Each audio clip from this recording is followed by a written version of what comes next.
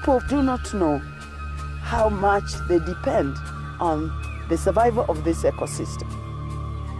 So when people say they want to come in and cultivate, or they want to come in and grow commercial plantations, I know that they are digging their own graves. Wangare Muta Mathai, born in the year 1940, April the 1st, spearheaded the fight against deforestation and rose to become one of the most influential environmentalists the world has ever seen. She went down in history as the first woman in East and Central Africa to obtain a doctorate. She first undertook her degree in biological science from Mount St. Scholastica College in Atchison, Kansas in the year 1964. She then persuaded a Master of Science degree at the University of Pittsburgh in 1966, after which she persuaded doctoral studies in German at the University of Nairobi before obtaining a Philosophy of Doctorate at the University of Nairobi in 1971, where she also taught veterinary anatomy. I'll always remember her as a tireless advocate for social justice and human rights, an exceptional leader, a woman demanding equal treatment for all. She stood by her beliefs that trees were valuable to the present and the future generation. Her dream for a greener country, a greener continent, and a greener world saw her founding the Green Belt movement in the year 1977. In the year 1989, Wangare protested after the ruling government wanted to erect a 60-story Kenya Times media complex at Uhuru Park, and this was after she wrote several letters to various foreign governments, including the British High Commission.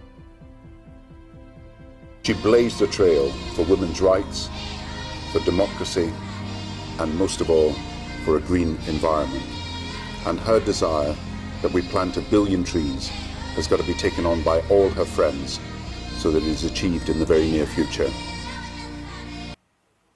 In the year 1992, she organized a hunger strike at Uhuru Park to push the government to release political prisoners. Women were brutally beaten by the police, but they never gave up and continued their protests for 11 months, till Moi's government hid their demand. Nonetheless, in 1998, Wangare protested the privatization of Karura Forest. Even after she was brutally beaten, she still stood for what she thought and knew was right. If we are going to shed blood because of our land, we will. We are used to that. Our forefathers shed blood for our land. We will do so.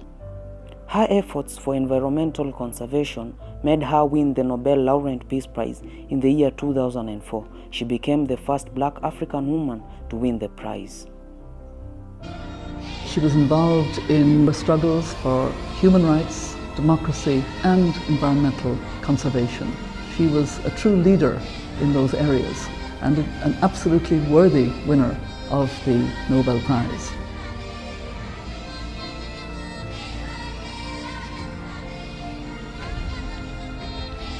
It is the people who must save the environment. It's the people who must make their leaders change. So we must stand up for what we believe in. And we cannot be intimidated. Today we celebrate Wangare Muta Mathai as an icon, as a person who taught us the importance of having a greener environment, not only locally, but also internationally. Till next time, Project Defined.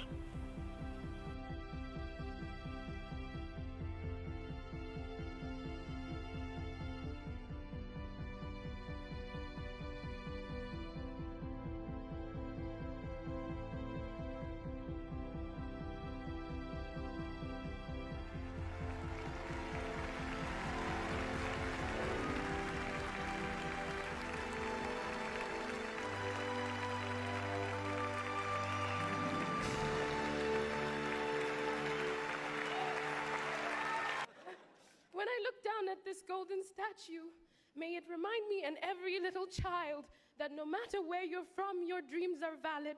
Thank you.